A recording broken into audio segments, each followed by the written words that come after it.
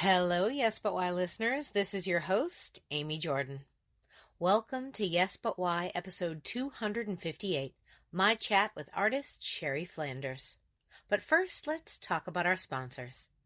Today's episode of Yes But Why podcast is sponsored by Audible. Get your free audiobook download and your 30-day free trial at audibletrial.com/yesbutwhy. So I've been on a bit of a John Scalzi binge. His fiction is dark, and I like it. First, I listened to The Dispatcher, read by Zachary Quinto. That was really good. Then I jumped headfirst into Lock-In because my teen crush Will Wheaton is reading it. Juicy stuff so far. Head on over to audibletrial.com/yesbutwhy right now and download the app. You'll get a free audiobook and access to hundreds of books and podcasts that are included with your membership. Now's the time. Get Audible. Yes But Why podcast is also sponsored by podcastcadet.com. My husband and I run the company, podcastcadet.com, to help people with podcasting. We can help you with some little detail you can't figure out, or we can help you with all of your podcast episodes. Connect with us now at podcastcadet.com. Use promo code YBY20 and you'll get 20% off the first service or workshop you buy.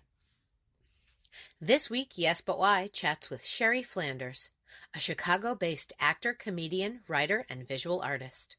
Listen in as we talk about her experiences with designing fashion, writing film reviews, and making comedy with her husband. I now present to you Yes But Why, episode 258, Sheri Flanders on pushing the boundaries of art and culture. Enjoy.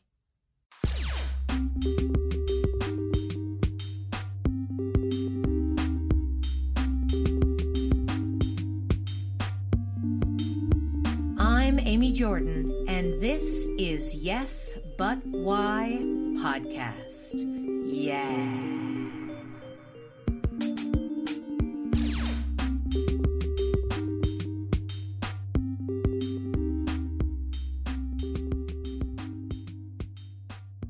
What was the first time in your life when you did a creative thing like performing or art where you were like, I really love this and I want this to be part of my whole life? Ooh, that's a good question. I don't know if I actually have ever been asked that one. I did a lot of creative things as a youth, so I can't say what came first. But I would say the biggest ones when I was young were probably writing, because I used to write lots of silly stories. And also my aunt taught me how to sew at a young age. So I guess actually drawing predated sewing, but they were kind of linked. I learned how to draw. I eventually got into drawing images from fashion magazines, and my aunt taught me how to sew, which then kind of led me on this longer path to fashion. But yeah, so it was the visual arts initially. But then I also had two other sisters. I'm the oldest. And so we would sing songs together and do little skits together. So there was also kind of a informal performance portion to it as well. So yeah, I did kind of all the things creatively at a young age. And I think it's always been with me, and it's always been a thing I was going to do. Did you always know, even when you were really little, that this would be something that you would be super active in, or? Yeah, because I think especially I'm from that kind of working class of you're always thinking of what you're going to do when you grow up, what's going to be your career. And it's always something very practical, what can you do? What are you good at? And I was somebody who was good at doing artistic things. And so it's well, clearly you're going to be an artist. Whether or not one could actually make a living at that was sort of besides the point. But it was obviously I was good with my hands. I was good with drawing creative things. And so yeah.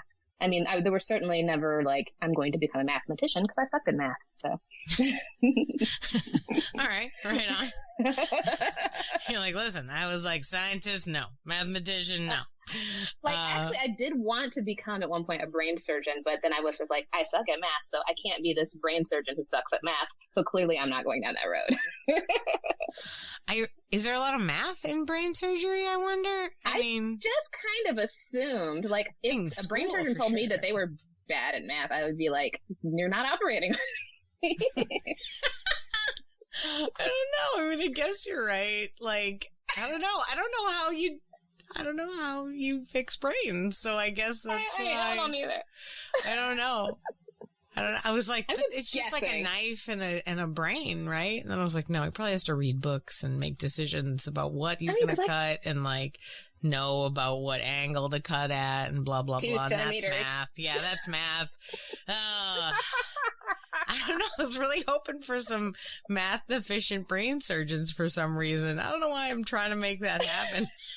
Don't make that one happen. We can let that one go. Oh man. Well, but so like, did your whole family go like, oh, Sheri's definitely going to be an artist, like from early on? I mean, like my family was definitely like, oh, Amy's a performer, but there were also other performers that were adults in my family. So like the idea of having it as a job was real in my like life because there was a person who I knew who did. Is that something that happened in your life? Was that your experience? Yeah, absolutely. When I think of like early influences, I mean, the biggest in my family was my Aunt Regina. She's passed since, but she was a singer and a dancer in a reggae band. And her and her husband, it was called Reaganomics, and they were amazing. She had a beautiful voice. She was gorgeous. And we would go out and see them play at all the various cultural festivals in town. And, when I got to like a certain age as a teenager, my immediate family actually is, they're Muslim converts. And my extended family is Christian. And so my mom is fairly, not like conservative is not quite the right word because it kind of has a different meaning in, like African American families than it does in like the public lexicon.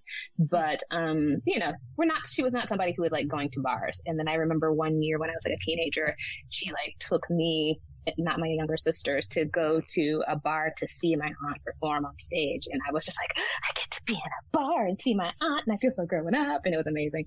So, like she was huge. Like I wanted to be like her, no doubt. Like she was a huge influence. And so, yes, because she was there was also this, yes, well, clearly Sheri's also going to be an artist too.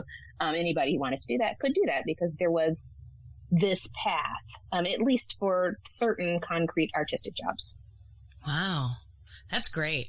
I mean, if only just because, I definitely have my own experience, but most people I talk to, either their parents are like, no, or they're like, yeah, you should be, an artist, but I don't know what that is or where you find it. So there's a lot of that.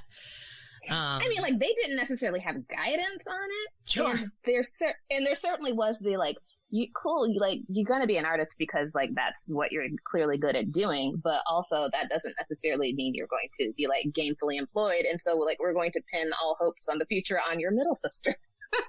Who's probably going to go do something more practical, but like follow your dreams, kid. Figure it out. Good luck. Hey man, that's great. I'm glad that you, a lot of reality. I'm glad that you did. Or when you, did you actually follow those dreams, or were you more conservative small c? I think that's how you differentiate, by the way. It's like conservative small c is what you mean, where it's like she's not going to bars, whereas capital C is more like, that kind of right. Yeah, because she wasn't like socially conservative, in many ways. Just small c. Like, yeah. Wait, what was the question?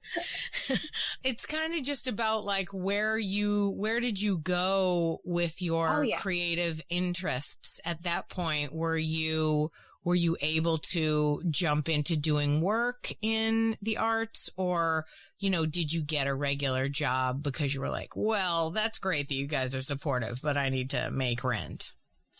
It was both, actually. Yeah. I think my life has always like existed on 2 tracks, right? So like on the one hand, like I did my first fashion show when I was 16, right? There was a local organization in town, called Fashion Forward. And, they brought together a bunch of young designers and we sewed our own things and we put them on models and it was amazing. And so I always had the hands on, fully in, but at the same time recognizing like, I don't really know where I go with this in Indianapolis, Indiana, which is not the fashion mecca of the world. And so, when I graduated from high school, my parents are like, we love you, but we can't afford to pay for you to go to college, even though I had gotten accepted to, the Art Institute of Chicago here, and I wanted to go, and we had gone on the school visit, and then they were like, we just can't afford that beautiful art school.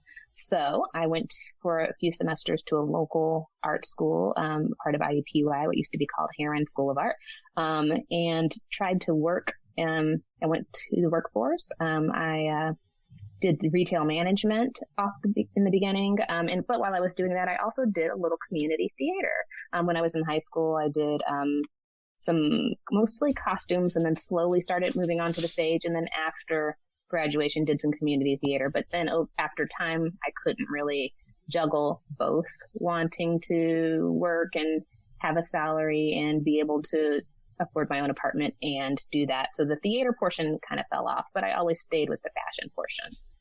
And then eventually, probably a decade later, went back to college in Chicago to pursue fashion design and got my fashion design degree. Oh, awesome. So were you doing fashion design sort of like on your own previous to, like during the 10 years in between? Yes, definitely on my own, trying to like launch my own brand with whatever that means in a town such as Indianapolis. All of my friends were artists in some right. So either some people who were other designers, some people who were painters, a lot of musicians. At that time, my ex-husband was a musician, and so I was hanging deep with the music crew, the music guys. That thing was going on. So I was always kind of nurtured by this artistic community and always had a hand in an artistic community. That's nice that Indianapolis has such a vibrant artistic community that you could find this crowd of friends. I would not call it vibrant. But, there were 6 of you and that was everyone. No, I mean, it's just like anywhere. It's like there's lots of artists. It's just, and it's not vibrant. I mean, like if you go to Indianapolis, you can find pockets of art. It's just not as much as here in Chicago. And if you are looking for art in that capital A to try to stack it up against what folks might value in a larger city, there will certainly be a certain amount of like looking down the nose at it in terms of, what kind of art, what tastes are popular or whatever sometimes. But ballad artists, great artists, just people doing art just in that like very normal everyday, like I am an artist and I, express myself as an artist and I'm just going to do it for my own enjoyment and maybe try to find my way in a small town with people don't always have the resources to get out of the city. Like I got out of Indianapolis because I had a little tiny 401k via my retail management jobs and I cashed it out. And that was my money to move out and to be enrolled in college. Wow. Good on you for doing that 401k. Right? Everybody invest. Yeah. Invest. I'm telling you. I don't have any of those. I never had a job where that was a thing. So I'm glad that you have those. I hear about those. They sound interesting. It wasn't much. It was like $700. Like, let's not get... If you want to go to another city, you only need a small nest egg to get yourself moving to actually get it going. So that's not too bad. That's nice. I mean, but that was like unheard of for me. Like people, but it was terrifying. Like, I don't want it to be like, it was so easy. It was terrifying. I was not someone who had ever lived in a big city. Indianapolis is like not a small city, but it feels like a small town. So when I moved to Chicago, I thought I was going to get killed and shot the way that everybody not from Chicago thinks is going to happen in this town. I was scared to take the train because I was like, there's no bar between the train and the platform, and I could fall off into that platform or somebody could push me in front of the train. Like, there were like homeless people on the streets. That's not a thing in Indianapolis in the same way because it's a driving town. So, poverty is like in pockets, and I wasn't rich, but there's like levels of poverty, obviously. And so I was like, my family, I would say, is like lower upper class, right? Yeah. I hear you. So Yep. So it's like we had to change apartments every year because, we couldn't afford the rent at the end of the lease sort of thing, So It was just always make it more expensive every year. I hate that. Yeah. That's the worst. You're like, I didn't get richer. Yeah, and my dad was a vet, and so he had PTSD, and so there were struggles financially, and things were not always easy, but my parents loved me, they worked hard, and we made do. But I certainly, when I came to Chicago, I did not have the tools. I was very naive. Existing in a big city was a huge learning curve. So big culture shock, huh? Oh yes. Now wait, I still have to this day, my aunts will call me and be like, I heard there was a shooting in Chicago. Are you okay? And I'm like, this city is so big. I'm alive. It's okay. I know. I have people like that too. Where like literally anything happens and I'm like, listen, I appreciate you calling me, but this city is a lot bigger than you think it is. It's like we all live on like one block. It's so funny.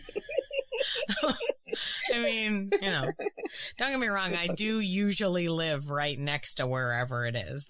We heard this thing and I was like, it's not near me. Where was it? Oh, really? It was right there. Oh yeah, that's near my house. But I'm fine because I don't leave my home ever. So you're fine. I'm fine. There's machine gun fired 2 blocks over actually, like a few weeks ago. And like I heard it and I was like, that's probably fireworks. And I was like, oh, that's not fireworks. And I went on Facebook and somebody was like, the police said it was a machine gun fire. And I'm like, okay, it's fine. But then also just brush it off and keep going at this point. So yeah. Well, I feel like right now at this very moment in the world, it's a little bit crazier. Like there are definitely shootings in places where it is surprising there are shootings here where you're like, wait, what? Somebody was shooting up a gas station where? So there's a lot of wackiness, I think, happening all over the place. And it's like not just sort of contained anymore. And I say contained with air quotes. But yeah. And I mean, I wouldn't say that I live in I live in Rogers Park in Chicago. I don't know if you're familiar with Chicago, but it's like the last neighborhood north of the suburbs. And it's a very probably one of the most diverse neighborhoods on the north side, which is why I like it and I like being here. But there are certainly, folks from other neighborhoods who are like, I would never live in Rogers Park because it's rough, sort of thing, and it's like, well, good, don't come here. But yeah, absolutely. No, I understand. I mean, people always have these weird opinions. It definitely happens. In my town as well, where they're like, "Oh, I don't go over there," and I was like, "Why?" Like, it's fun. It's Do you want to know where you shouldn't go? I'll tell you where not to go, but that's not here. Oh man. So before we get into the deep culture shock of Chicago, I'm interested. I'm interested in, your fashion design and the way that it manifested for you. Like, it's one thing to want to, draw clothing and, make people, put people in clothing. Oh, I want them to look good. I want to put this. But the idea of making clothing is so, there's something so sort of like natural and organic about this idea of wanting to create in this way, but like also fabulous. Like, the fact that it got done, A, and B, like this fashion show when you're 16, that you really like glossed over that real fast. But like, tell me more from like a, artistic perspective, like what moves you when you're doing fashion design? Like what's the thing that keeps you going with it? What makes you, what drives you to continue doing it? Well, first I'll say I've let it go. I don't do it anymore other than like once in a while I'll make something to myself for fun. I've been out of it for a while now. I don't know how many years, a minute. But when I was younger, it was just this great way, like this great mode of self-expression. Like I mentioned before, like my family was Muslim. And I was definitely the black sheep of the family. I definitely, was an avid reader. I discovered early on that I was an atheist. I liked all this cool, weird science fiction stuff. And my parents like science fiction stuff too. So I don't want to say that we're so different. We're actually a lot alike in a lot of ways, but I was definitely like the next step over where I was more embracing of, this of a, what might be considered a more wild life or existence, the more bohemian, whatever, artist life, however you want to phrase it. And they were more like, we're looking at this life more from a distance through books and through TV, but we're not necessarily living it in that way. But at the same time, I think they also admired it to a certain level that it was living in that way. But being in a Muslim family, there is also like, well, we can't be seen as allowing our daughter to be, scandalous. So for me, to be able to wear miniskirts and, cool things like all the other teenagers was a thing that I wanted to do, I had certain restrictions on that. So I learned to play with fashion to be able to push those boundaries as much as possible. And quite frankly, often just had a change of clothing in my backpack after I left home, like many a teenager does. But also I have kind of like this, I spoke about being bad at math, but it's not entirely true. I'm good at like geometry. I'm good at like, kind of like, I have a bit of all I can say is like an engineering brain, being able to think abstractly. And I love to put things together with my hands. I love that idea of being able to turn something around in my mind's eye and see it from all different sides and build it. And how does the fabric, work with each other, different types of fabric, the seams. I enjoyed it. I just enjoy it. I like to spend a lot of time alone. And so like when you're sewing something, you can spend like hours alone in this kind of mental creative world. And then at the end, you have something great to show for it. It's just fun. And then also, obviously, if you make something and you go out in the world and you're like, I look beautiful, or you style something, it was just this thing that I just enjoyed. And that's been most of my art. It's like I just at some point enjoyed it. And then at a certain point, it became a career. And when it became a career, I realized that the doing it from a hands-on perspective for my own enjoyment is different than turning it into a career, and then, some of the fun fades when that happens. Yeah. Yeah. I recently saw, like this commercial where it's like a spoof on, 9 to 5, but it's 5 to 9, about how between the hours of 5 and 9, you're working on your own little craft and how you can turn that into a business. And I was like, I thought we all agreed that was a bad thing to be selling to people. Like, it's not that it's bad inherently, but like, don't just tell everyone that's what you should do, because it works for some people, but does not work for other people. And you can't just... It's hard thing about art is that like you should just be able to enjoy it without having to worry about selling it or, figuring out how to pay your rent while doing it. Like it's something so human to want to create something. And I love this idea of you, pushing boundaries with your fashion and like, decorating your world a little bit more. And I'm sorry that sort of the real world of it, which probably thinking about fashion design probably is very hard and crazy. I didn't have the personality for it. I'm not mean enough. Yeah. And I can be plenty mean when I want to, but, I don't have that streak in me to really do it in that way. Yeah. I think about that all the time. Like there's competition and there's competition. Like, because, sometimes I'll say to people, I'm not competitive. And they'll go, yeah, you are. And I was like, yeah, but I'm not competitive. Like I want to hurt everyone who does what I do because I gotta be the only one, or like and that's not even competitive. That's like vicious. Yeah. I mean, but to a certain extent, like that's kind of how you have to be in some of these. I mean, even acting. Like fashion design, acting, it's the same. You have to be cutthroat. You have to keep doing stuff. You have to, move forward in ways that like maybe aren't what you wanted to, because it's an uphill battle. And there's so many people trying to vie for like 2 positions that happen once every 10 years that it's like, because it's like, you can be in a film or you can have a runway show wherever you'd like. But, people aren't going to give you millions and millions of dollars for your purses or your dresses until you get to a certain point. Like, and also like as a designer, one thing that I learned too late was that if you actually want to launch your own brand, you have to basically have a rich family member willing to give you like $1 million. Like, you can't work your way up that way. Most of the people at the top are like, I knew somebody. You know, it's really hard to really walk in as a girl from Indiana. But also, like, I want to kind of like add nuance to the whole, like, is it for fun or is it for a job? Because also at the time that I was going to school for fashion design, I was going to school full time and I was working in retail management full time. So I was doing that bell to bell, like 9 to 5, 5 to 9 all the time, and barely having time to eat or like live a life. And so like in retail is a horrible, horrible field.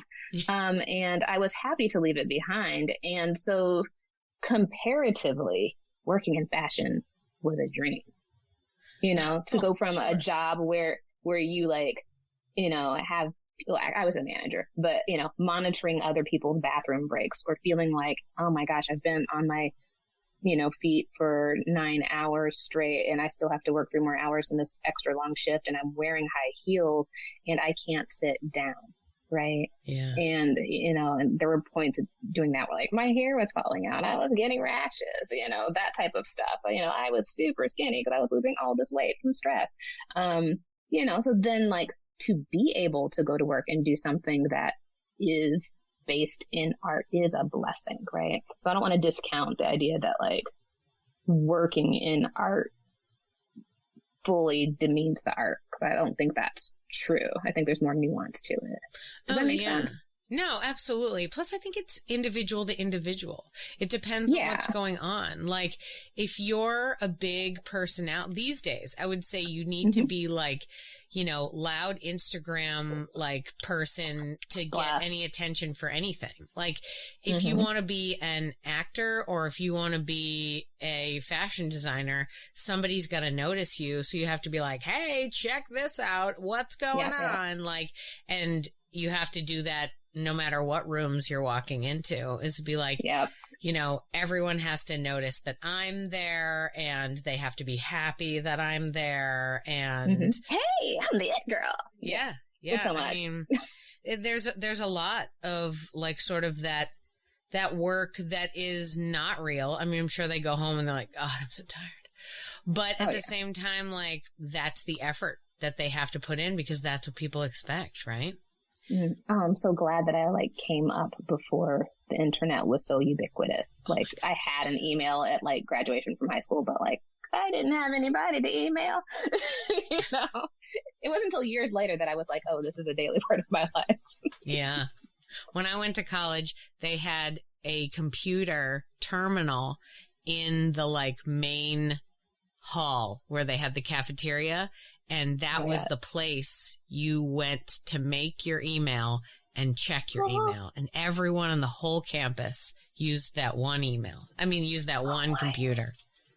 That's amazing. Isn't that wild? Oh my gosh. I remember in high school, because I went to a big high school and it was like very well funded and it had all the things. It was like the second biggest one in the state. And I remember at one point, they were like, look, we have a computer lab, and we had computer class. And we would be sitting in front of these computers, like trying to figure out how to use Excel or something. And we'd be like, hey, teacher, can you help us with this? We're kind of stumped. And they're like, I don't know how to use this. And so we were basically teaching ourselves. It was such a weird time to imagine that there was a time when people didn't really know the basics on how to navigate a computer. Oh, 100%.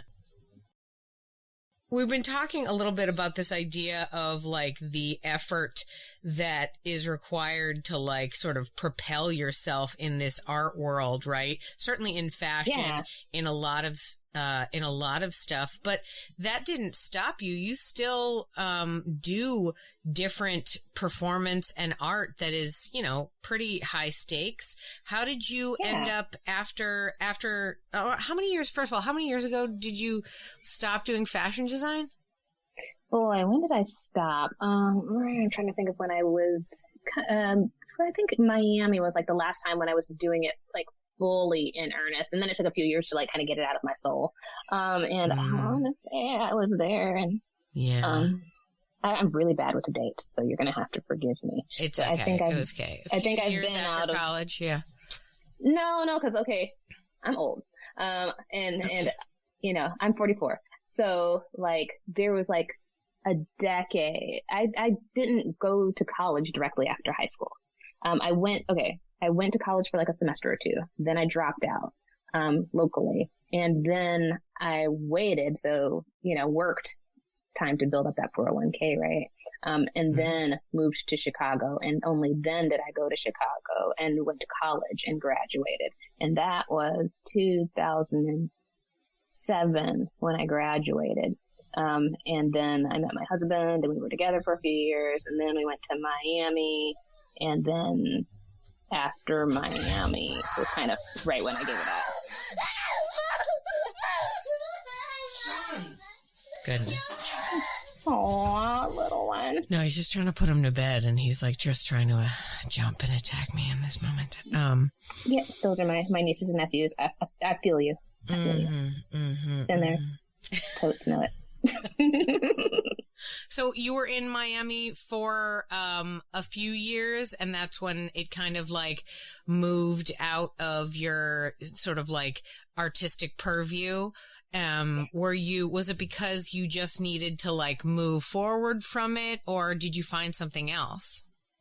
I think it was a confluence of a few things. When I graduated from college in 2007, that was right about the time that there was the recession and the market crashed. And when a market crashes and there's a recession, basically things like fashion are the first things to kind of go, right? And so like I'm like looking for jobs, and I would find a job, and then they'd be like, oh, this business is going under, or you know, we can't hire people in the way that we did. And so I did that's when I started transitioning also into freelance, so I was still doing design, and I did it in a lot of different capacities, working for a retailer, or doing freelance work, working for like dance companies, doing more work on like the purchasing end of things.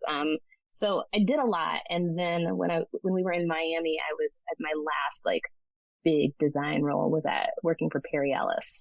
And by that time I already had backing up, my husband and I started our consulting business that time. And so then I just started like fully transitioning out. And I already kind of had it in my mind, like practically I have to transition out of this career because it's just not working in the way that, you know, I want it to. But then also I do think there was an element of, I started, you know, my love affair with the design when I was a child, right? Yeah. And now I'm like an adult, and now I'm like ready for the next creative movement big time. Like I've been here in this space for too long, and I'm not doing it in a way that is actually fully feeding my soul. So like I was also happy to let it go at that time. Yeah. So, you know, it was like that Marie Kondo moment. Like, I love you. You've served me. Now I'm letting you go. Yeah, I hear that. You know, it's coming up. I told you I was going to bring it up. Haha. I have a theory of 18 years. Audience, you know I talk about it every time. And I totally teased it to her, and I didn't tell her what it was. Okay, so I appreciate this idea of you becoming a new person, because I really do think that we go through like stages in our lives where we're like different kinds of people, right? So like the first round is 0 to 18. You're your parents' kid. You do what they want. Yeah. They control pretty much what you're doing. Your life is built around, you know, what you see, and it's their life choices that form what's going on with you, right? Then 18 to 36, that's your second round to now be yourself. You are sent out in the world. All right, you're an adult now. Figure it out. And there's trial and error for the next 18 years because, you know, there's so many different kinds of things that you need to learn. Not only like, how do I pay rent? What happens here? How do I, you know, move to another place? Or like, how do I make adult friends? What's a job? And how do I get health insurance? Those basic things. But then there's also like probably multiple roommate situations, various ups and downs where like things work out with friends and not, and you're like dealing with being an adult and like, how do I emotionally deal with this stuff and everything, 18 to 36 is like a huge chunk. But the idea, so then at 36, I think you become another person. Like you've lived through that, but like you're 36 to 54, it's a different person because you went through a lot and you accomplished another 18 years and you can, okay, I did it. I sort of graduated my first level of adulthood, and then you're still there, right? It's 36. Okay, keep going. No, keep going. And you're like, what do I do now? Right? Cause like 18 to 36, there's a lot of like formative stuff that you can do. Go to school, take certain classes, start new things. But once you turn 36 and you're older than that, people start like looking at you weird when you want to learn new things. And I totally think people should learn new things till the day that they die. But culturally, there's like we don't really deal with what happens after your mid 30s. It's like, oh, and then the rest of your life. And I'm like, you know what? If you roll through in 18-year cycles, you have like 2 or 3 more to go. That's a lot of things. That's a whole journey, right? So this idea that you let go of this fashion thing that you had held on to, not just from childhood, but almost all the way through your sort of second, cycle is number one, amazing that you maintained it. Right. And that you kept interest in it, because a lot of people totally change. Like they're like, oh, he used to do sports and now he's a ballerina. And you're like, what? So people like fully make huge changes, as opposed to your situation where you're like, oh, I used to do fashion and now I'm going to do like another art adjacent situation. What are your thoughts since I've presented my theories? What do you think about this? I would say, I think I agree with the general concept, like the overall concept of we go through these phases. Yeah. But I would say for me that they're definitely not that broad. I think they're smaller. I would say maybe more like 7 years. And I think there's more of what I would call like a taffy pulling experience where there's not clear delineation. Mm-hmm. So when you talk about like the 18 to 36 figuring it out, like I was the oldest child, and I was also the third parent in my household. So I was also like super responsible, like way more responsible than other kids, in this weird way. So like the idea of like, not like, there was culture shock when I moved to Chicago, but there was absolutely not like me not knowing how to navigate the world. Like I definitely knew how to get an apartment. I definitely knew how to get a job. I knew how to pay bills. Cause like I was having a hand in that stuff for my own family, like uber responsible, if anything, too responsible, which kind of contradicts what I said about being an artist, but they still did go hand in hand. And I think at least for me, and I think for a lot of people in Black families, there's also this sense of familial responsibility and obligation. So even as I was doing fashion for myself, it was not entirely also for myself. It was also for the family, because it's also like, I have to succeed on their behalf. Also, I have to succeed so that I can take care of my family who is struggling and who has sacrificed so much for me, right? So like there was a different, and if I let it go, then also like maybe then their sacrifice was not worth it, right? So I think for me, so like even within that time, like I was several different people living several different lives artistically, because especially with something like fashion, like you go through artistic phases within that, right? So there's fashion as a job, which is just like, a lot of computer work actually. It's very little of the glamorous stuff that you see, which is also part of why I'm like, this isn't what I thought it was going to be. Mm-hmm. But then the outward expression of fashion, was my own to be different as often as I wanted, right? And so even within holding on to that fashion, there were still other things beginning. Like I began improv far before I gave up fashion. So like they were, so that's like that taffy pulling effect, mm-hmm. where and even before I began improv, I was reconnecting with my writing.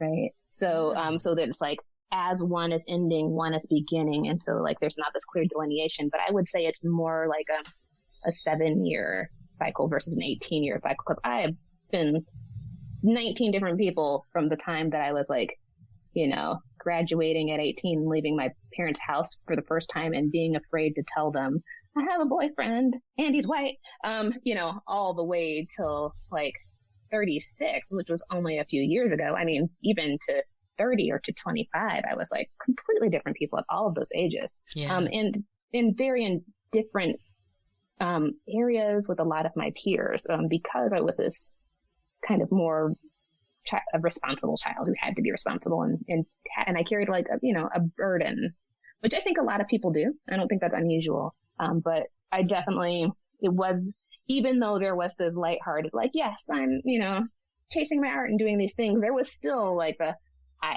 have to make this work. Right. Yeah. So yeah, it's a different, it's just, I guess it's just a slightly different perspective, but I do agree with you with like the idea that there's these cycles. But I also, I don't know, and this is also maybe different for Black women, because culturally we start behind. The idea of like getting to like 36 and being like, life is over is not a thing for us. For us, it's actually life is beginning, right? Like now I have options. The things that I couldn't do when I was younger, I can do them. I have resources now. I have avenues now. So it's like I hear like some of my other girlfriends who are, who are like, my life is over. I'm like, not mine. I'm actually like living right now. Like, this is amazing. Like, I don't feel that pressure to be like, I have to stop doing new things. I'm like, no, I'm just starting to new things because like you guys got to go to like, the Bahamas when you were in high school. And like, that wasn't something that I could do until many years later. So, like, yeah, it's like, wow, it's like a whole different. I've never been to the Bahamas now. Yeah. But I've not actually been to the Bahamas, but I've been to the Cayman Islands a few times. Oh, fun! I like it. Yeah. I appreciate that this idea that like you feel like ready and more well prepared. I like that. I'm gonna take that. I'm gonna accept that and I appreciate that that's something that people feel, because I feel like a lot of people who I talk to are feeling differently because, well, a lot of the people that I know, I've been doing theater, and film for a long time. And, when you get to a certain age, people are like, well, that's it. Oh, yeah. You don't look good anymore. Oh, that is real. And so that is real, I think that's a problem that I encounter. It's like, that's totally real. Like ageism is totally a thing, but it's also like, and I can stage my own production and you can't stop me. So, yeah. You know what I mean? Like, yeah. I don't know. That's just me. I think I've always had that kind of level of audacity of like, oh, well, I'm going to do my own thing. Like, be a part of a fashion show just because I want to, right? Oh, yeah. I mean, I've been producing my own stuff for my whole life because people were like not casting me in things. And I was like, yeah, all right, well, I guess I'll do this. I'll make this on my own. So that's definitely how it is. But no, what I mean is I just appreciate this perspective of like, now that you're over 36, like you have, accrued enough lessons and you like have enough knowledge now that like, maybe you're gonna be all right because you've been through some stuff and like now you can handle it. And I'm like, oh, wow. I mean, like sometimes I feel like confident in my abilities to deal with insanity. Certainly the last year or so has been pretty wild, and my like not going off the deep end, I was like, good job. That's good job for you. But I like this idea of being like, yeah, this knowledge that I accrued over this time is going to help me. That's much better way of looking at it. And I think some of it is just like, I think it's like a practical place. It's just like when I was younger, like, going to college full time and working full time and then going out on the weekends with my girlfriends and doing homework and doing all my chores alone, like that was so much. And I look back on that time and I'm like, I could never do that today. But, when I was young, I had the energy of youth and I could just like grind it out. But so in some ways, getting older to me is like a huge blessing, because I talk about this a lot, like the physical limitations of like a body that, like, if I stay up too late and then the next morning I'm like, I'm wrecked. You know, when I was younger, like, you know, I remember going out late to the bar, waking up the next morning and being like, I'm going to go run 10 miles. Right. and then do all my errands, and it's fine. I could not do that now, but it's also a blessing for me to be able to say, oh, I've listened to my body, and my body says rest, and I'm going to rest. And then when I come to my work, I'm doing it from this place of, you know, more relaxation and more groundedness. So like, I don't know, I love getting older. And I think I just remember this old episode of like Oprah where it was like her and a bunch of like old divas. And she was just like, I love turning 40. Like you grow into your power. And then like, as I got to that age, I was like, she's absolutely right. Like, my God, like middle age is an amazing time for women. Like, don't be afraid of that. Lean into your power. Absolutely. I'm looking forward till I get to the Golden Girls level. Oh my God. I think that's going to be a good time. You know, I will have no F's to give.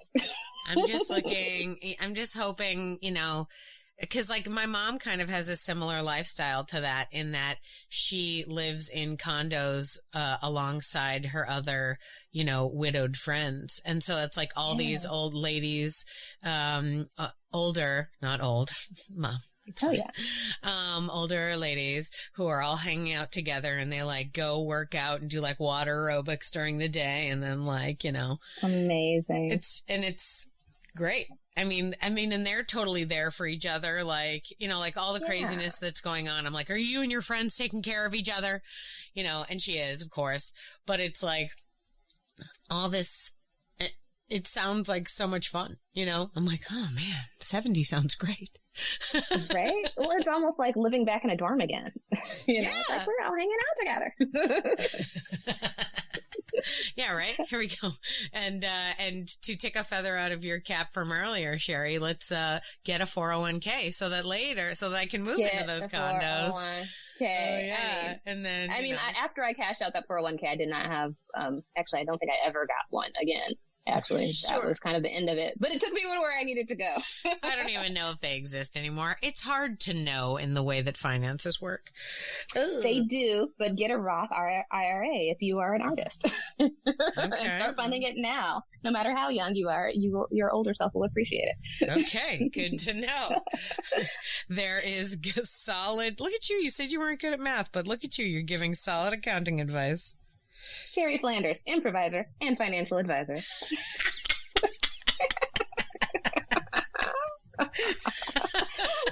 Oh my God. Add that to your resume like immediately. Like that's legit.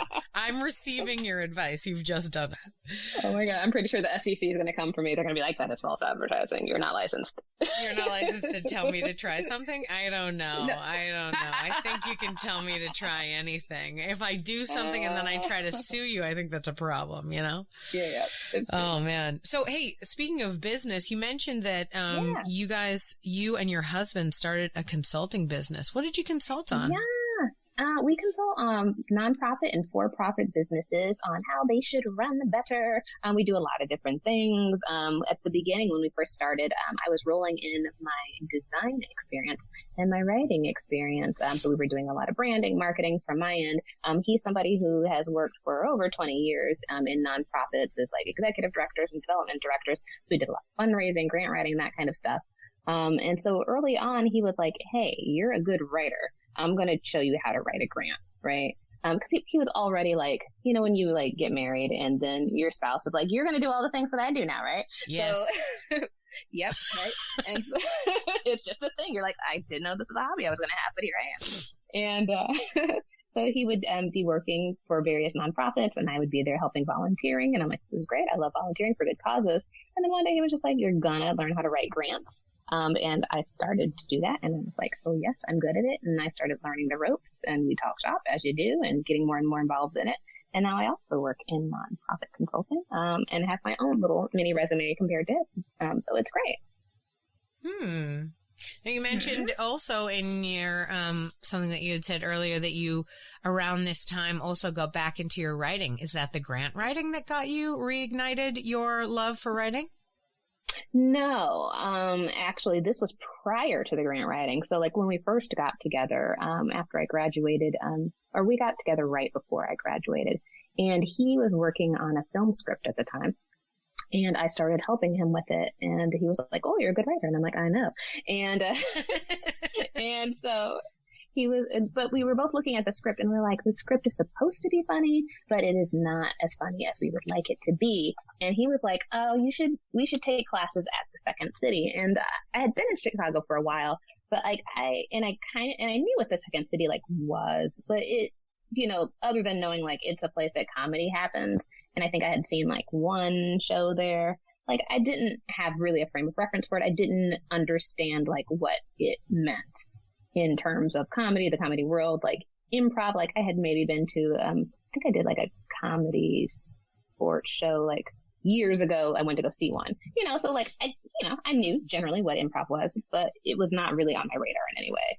And so then we went to take these classes and he took a writing class and he's an English major. So he immediately was like, "I'm beyond this class. Never mind."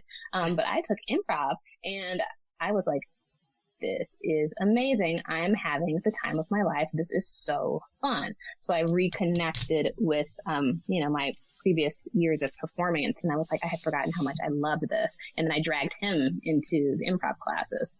And so then we were kind of off and running, but it was that getting back into writing a screenplay that was kind of reignited writing for me in a creative sense. Oh, that's really nice. I like that it was trying to help your husband. That's really sweet. It's like he made you learn how to write grants, but you helped him write a screenplay. Did you finish a screenplay?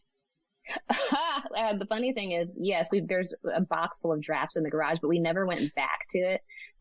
Sometimes I'm like, one day when I'm like 80, I'm going to finish and produce this screenplay. But we've written other things since then. But, yeah, it was interesting. It's okay. I mean, some things, you don't have to finish it at all. Sometimes writing projects are there just to get you through something, like for sure. Sure. But I'm one of those people. It's like, if we start a movie, like, and it sucks, like, I have a hard time turning it off. Oh, no. I'm like, I have to watch it. Or if I'm reading a book and I'm like, this book sucks, I still feel like I have to finish. Oh, no. So it's just one of those weird things. So it's like always in the back of my mind, like, I have to finish it. Now I feel like I have to warn you.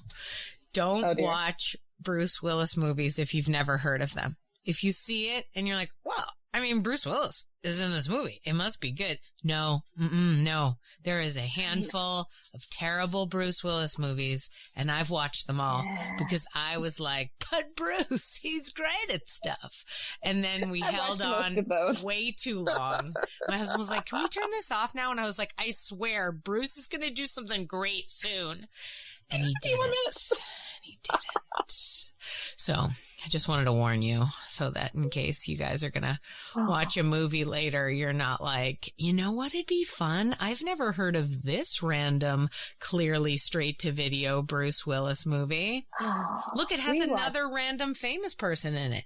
No, we like those movies though. That's just who we are. We actually now do a lot of film and theater reviews, and we just got finished covering Sundance. And yeah, most of them were amazing. And and then there was like one or two over like, let's skip this one and pretend like we didn't see it. Yeah, I saw that you do a lot of reviews about different kinds of things. You did a review on like an improv show and then, a film. How did you get into that? Like, so at this point in your journey, as you've told me, you've reignited your love for writing through the Second City, and that's great. I'm so glad for that. That's a wonderful thing. And now I teach there. What? Great. So random. No, that's wonderful. I love that. And you still teach there right now, huh? Yeah, I teach in the A through E program and in the music improv program. So mostly the newbies. I love teaching the newbies and being like, yes, hello, improv is fun. The same way that I kind of came into it. It's a good time. Oh yeah. I teach level 1 and I prefer my level 1s. Tell me you've never heard of improv. I want to talk about it. Oh yeah. Because you can just like blow their mind like every 2 seconds. It's so good. They're not jaded yet. Well, I also just really like creating a foundation for people, so that they can enjoy it on long term. You know, a lot of times people are looking to take improv for like the short bursts of like, you know, applause and laughter. And that's what they want. And that's what fills their cup. But I think there's so much more to it. And it's not, yes, it's great when they laugh. Yes, it's great when the audience is with you. But like the whole experience of you and your teammates and like what that is, just not only as a team building, like we're all bonded together, we had this experience together kind of thing, but also how do you then take these skills and use them in the real world? So I'm always talking about stuff like that, and like how I try to debunk this idea that you have to, in order to be good at improv, you need to be automatically funny and you need to have these series of skills. And I was like, no, improv is like breathing. Yeah. Everyone can do it. It's really just like, how's it going? Like some people aren't breathing great and you're like, are you all right? And they're like, I'm okay. Are you alive? You know, that's the way they are, you know, some people need assistance to do such a thing, but you have to, you know, figure out how to do the path and then connect with your scene partners. And just like learn them. I'm like, if you're going to work with somebody, know them. What do they like? What do they want? Yeah. What do they, what do they always offer? Like, pay attention. And then it'll help you, because then you're like, well, Tom loves setting it, you know, the location in a fast food restaurant, like every time. So like, let's just do it for him. We walked on stage and you're like, Mickey D's, man, I love it. And he's like, yeah. And like, that's his jam, whatever it is. Let him get it. Yeah. Let him get it. Why not? Makes it easier. Yeah. He feels cool. And then he's at ease and he can chat with you. Yeah. I love level 1. Gosh, I love level 1. It's super They're the great. Best. Yeah. It is really nice. I had, I teach 8-year-olds too, and they sometimes blow my mind with little like truth bombs about like, it's so fun when your imagination goes. And I was like, it is fun. I was like, I'm so glad you ladies are having a good time. Yeah. My little 8-year-olds, bunch of ladies, love it. Oh, they're going to be so funny and amazing when they grow up. And I'm going to be like, ah, I love it. I always tell my students, I'm like, one day I'm going to be like, I knew you win. And they laugh. And I'm like, no, it's true. I'm going to be like 80 years old and I'm going to see you one night on TV. But no, I always tell my young students, because I remember like an experience that I had. I used to perform at a theater in Miami called Just the Funny. And it was a really great few years when we were down there, because in Chicago, it's a really competitive scene. Like, I got into it just for fun, but a lot of people come here like because they're like, I want to be on SNL or whatever. Yeah. And so it's a different audience, and it's a lot of times your audience here is like other improvisers who are laughing for different reasons than an actual non-improv audience would, right? Yes. So it's like, you messed up. I'm like, okay, that's weird, whatever. But in Miami, it's like a very sincere, like real audience, not because there's only so much improv, and so the audiences are just anyone else. And so after our shows, we had this ritual where the audience is leaving through the lobby, and we would all come from backstage and kind of like be like, thanks for the show, thanks for coming to our show, sort of thing, right? And we got the feeling of like how you did based upon the crowd's reaction. If they were like, you're great, oh my gosh, let me take a selfie with you, or if they're like not making eye contact with you, right? You're like, oh. But I remember one particular night, which really taught me so much, which was, we had this audience that was just quiet. Like, and like we were on stage and we felt like we were in the zone. We felt like we were killing it. And the audience was just very much like golf clap. And we were just stunned and we were like, we're bombing, but I feel like we're doing good. And then afterwards, we're like, bye. And they're like, oh my God, you guys were so good. So amazing. It's amazing. And I realized like audiences express their pleasure in different ways, right? It's not always like, loud laughter. Sometimes audiences are quiet because they're intensely watching, because they're just in it so much. Sometimes they're holding their breath because they're like, this is thrilling. And there are different types of laughs. Sometimes they're laughing with you. Sometimes they're laughing at you. Sometimes, so I always tell my students, like, not every laugh is the same, and don't place your worth on the laugh or the audience response, right? Just be in the work. Be in the work. Yes, you can play with the audience and play off that energy, but be in the play with your fellow performers. Like, that is the most important thing. Just enjoy it. Yeah. Man, what an interesting choice you made when you were in Chicago, that Second City was the place that you ended up. Yeah, it was just There's there. so many. There's just so many, and like that's the location. Tell me about the way that their style of, like writing and improv into writing affects your current writing style.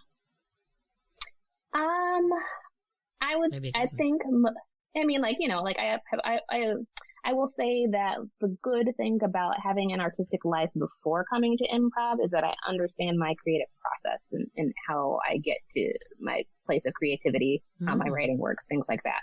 So I wasn't coming to it being like, I'm figuring out creativity for the first time. Yes, there were different mechanics. Yes, there was a learning curve. Obviously, I was not like, I'm a brilliant improviser right off the bat or anything, but I was able to bring my my own creative vision to it. And so when I learned about writing, it wasn't that it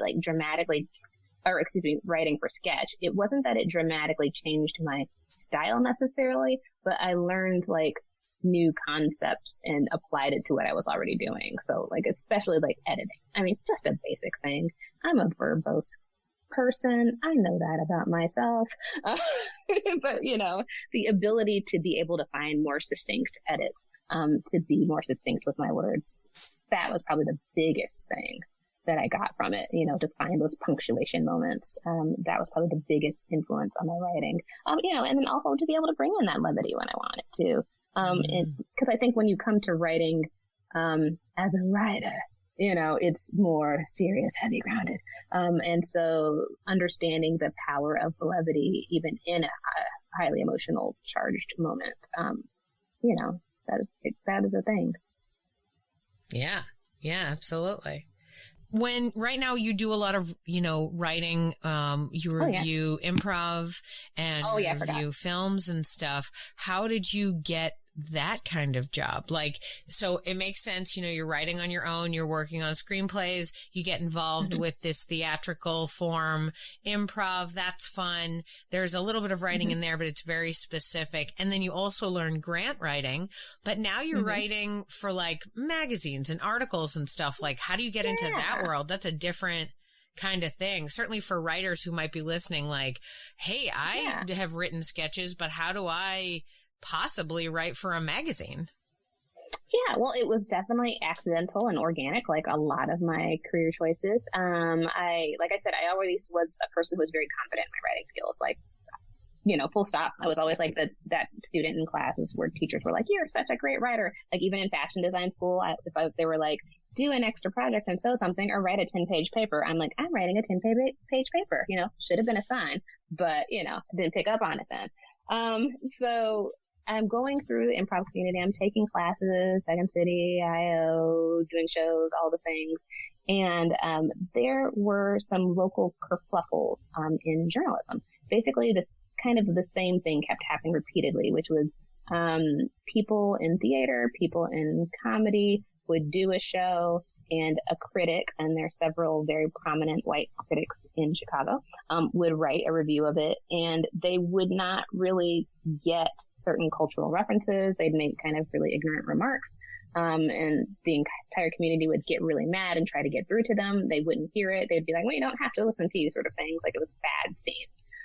And one particular reviewer reviewed a theater show called Passover that was at Steppenwolf. And she said something super insensitive, and the community was like, "That's it. We're not giving this." A whole lot of theaters were like, "We're not giving this particular critic free tickets to see any theater shows anymore." It was national news, a huge thing.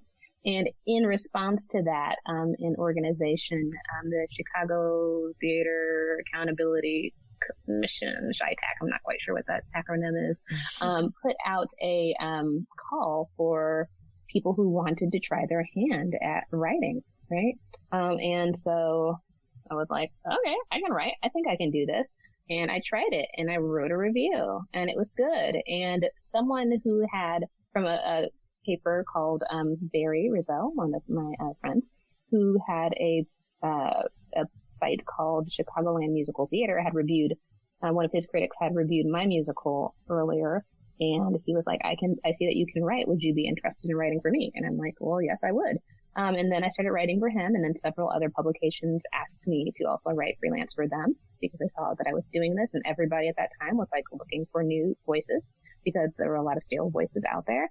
And then kind of one thing led to another, and eventually I applied for a grant with Sundance, and I was part of their press inclusion initiative, and I was invited to cover Sundance, and that was kind of like my entree into covering film. And it's been so much fun because especially so when we talk about like those different phases of life, this was also a phase for me who I had come to the point now in my improv experience where I was like, I've been doing this for a while. I'm feeling like, I wouldn't say expert, but like I'm solid. Like I know the basics. I, been putting up shows. Like I know my way around this world. And to the point where maybe I'm starting to get kind of bored and stale of certain things, doing them over and over again.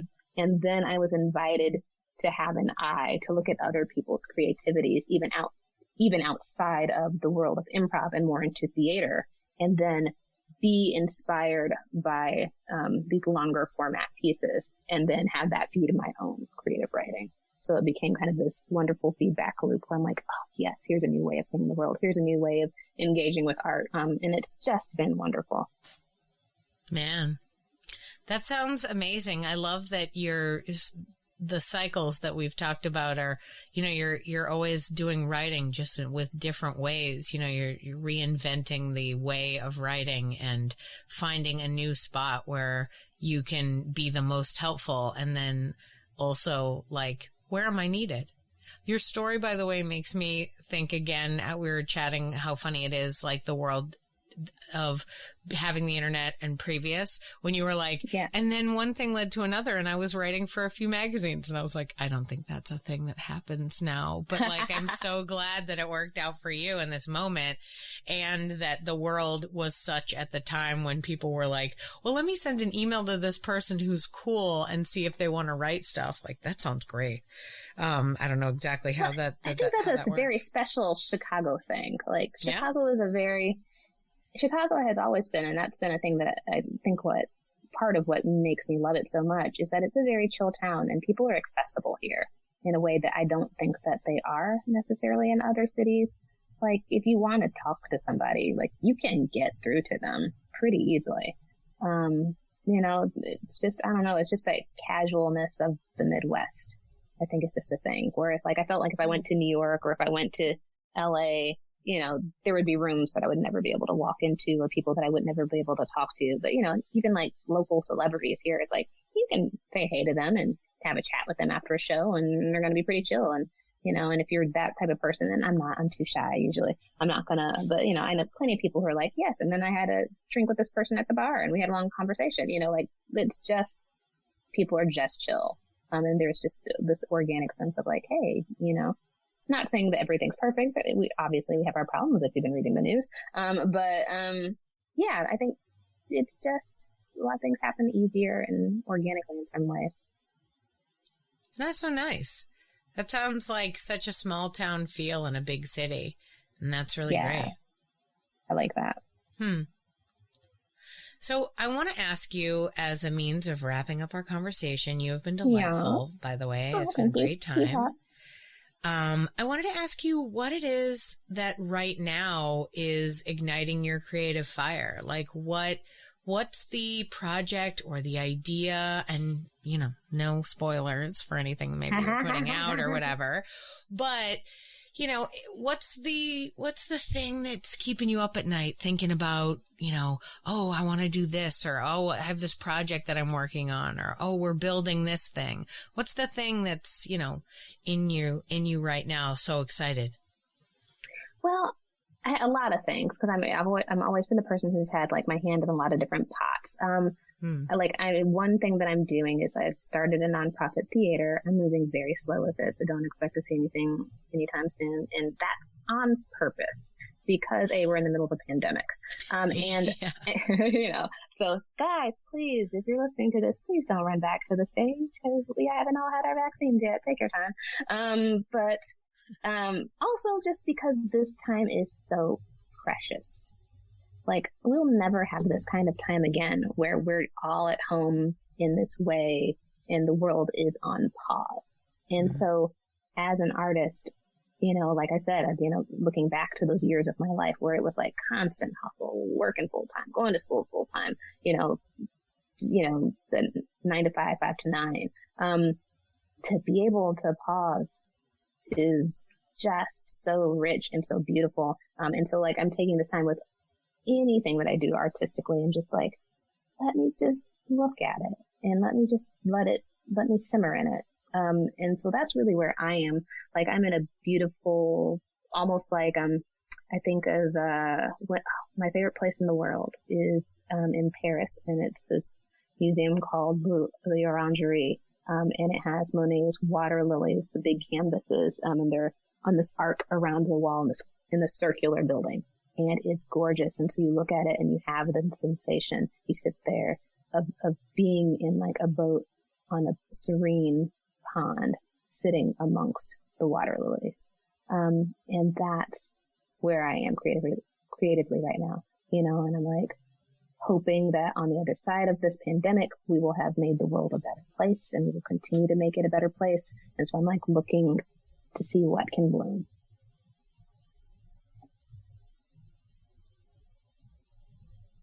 Wow. It's very good, this idea of reflecting. And, you know, since we have these moments, so many of us who have packed our schedules with 1,000 different projects, and, you know, when you finish one, you quickly grab another one because you're like, well, I can't have any time off. That would be crazy. People would think, what's she doing? And yeah, I mean, there is something really great about being able to take the time to decide what kind of projects you want to do, even based on what we've talked about, the different things that, you know, the different artistic things that excite you in the moment. Like, you know, sometimes it's writing and sometimes it's, you know, creating clothing and sometimes it's performing on stage or even teaching, you know, or consulting businesses. There's something artful about that. We didn't even talk about music, and that's a whole nother thing with music improv. I mean, oh yeah, it's all connected. Like whenever people are like, oh, I don't like this kind of art, I'm like, why not? It's all connected. It's all beautiful. Like, just let it all flows into each other. There are not these delineations that I see anyway. Right? Yeah. Plus, I mean, only if you get to a certain point, almost to bring back the idea of like going professional with some things. Like, if you become a professional lighting designer, sure, they're going to want you to do the lights. Like, that's going to be a thing they're going to want to consistently see you putting out there, right? But if you stay within a certain level, I mean, I'm pretty sure Brad Pitt's not like, hey guys, listen, I'd really like to learn how to be a grip. Like, everyone's like, okay, Brad, he can't, like, that's impossible. You know what I mean? Like, he's not going to be allowed to. But did you watch like The Last Dance or Michael Jordan, which was, I have feelings on that documentary, but that's a conversation for another time. But, I haven't watched it. You know, but he's somebody who was like, I'm the best basketball player and I'm going to stop and I'm going to go play baseball. You can do it. Oh, yeah. Like, you know, I mean, like, I think people, like, we put limits on ourselves and we put limits on other people, but there is absolutely nothing that says that we can't do it. Absolutely. Right? And what a great analog to sports. That is exactly right. Especially the poor kids who have the fortune/misfortune of becoming pro early in their lives. It's like, oh, sweetheart, you're going to turn 27 and need to find a new job. Like, that's crazy. But yeah, they are, right? So why not open your mind to the malleability of like, hey, but what are other things that you're interested in while you are doing this awesome job and you are spending time doing, like, really focused on this thing that you worked hard on? I mean, enjoy that, enjoy it, but also think like, what are other things that I like to do? I mean, and I feel like that's like it for everybody. And I say this even now too about people who are like, oh, well, I lost my job. I'm in between stuff. I don't know what to do. They don't have blah, blah, blah. I'm like, write down every skill you think you have. Write down what skills you would need to have the jobs you've already had.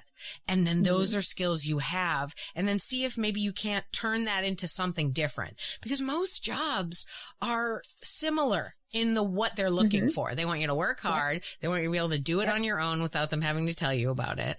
And you have to do it efficiently within a deadline. Great. I'm pretty sure any job you've ever had those rules, right? And you just have to reform what it is that you're looking to do, or open your mind to the fact that, like, you know, I imagine if when you went to school for fashion design, someone was like, hey, you know what you're going to be good at someday? Grant writing. You'd be like, okay, great, whatever. You know, because you don't think of the fact that you even already had the skills at that point to know how to do it. But it wasn't until somebody inspired it in your brain and said, like, you know what, you can do it. And you were like, I can do it. And then, you know, you can move forward. So I really think that that's a great piece of advice for sure. Yeah. And I would also say, like, especially, and this is like my love letter to people who are between jobs, because like that period, like I've glossed over so much, but that period of like transitioning out of one career into another was very difficult. But one thing that helped me, and I gift this to others who are going through that experience, was grounding myself in the fact that I was enough without a career, right? Because I was somebody who was always grounded in, like, you know, you have to be responsible, you have to take care of all these things. And I remember speaking to a good friend of mine, and I was like, you know, I'm kind of lost without a job. And she was just like, whatever, you're a housewife. I'm like, I don't have any kids. And she was like, you're a homemaker. It cracked me up to this day. But what it triggered in my mind was, I am a fully rounded human being without a career. And I have like so many, you know, we could do a whole nother podcast about my feelings about the economics of improv and all of those things. I have very strong feelings on that. And I think there's some bad things about our industry that makes it very exploitative. And so, like, I have also feelings about the idea of like art only for art, because sometimes people should get paid. But you are enough without a career and without even an artistic practice. And that's okay. Yeah. You are enough. I like that. That seems like a good spot to end, and some solid advice to the people that are listening.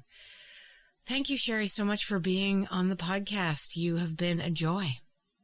Oh, thank you, Amy. You are also a joy. And one day, after the pandemic ends, I hope to come to Austin and hang out with you.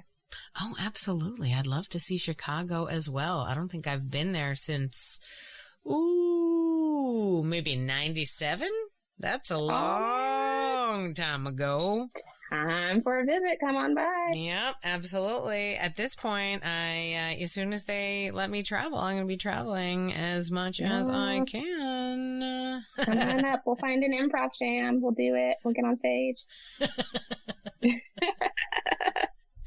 Awesome.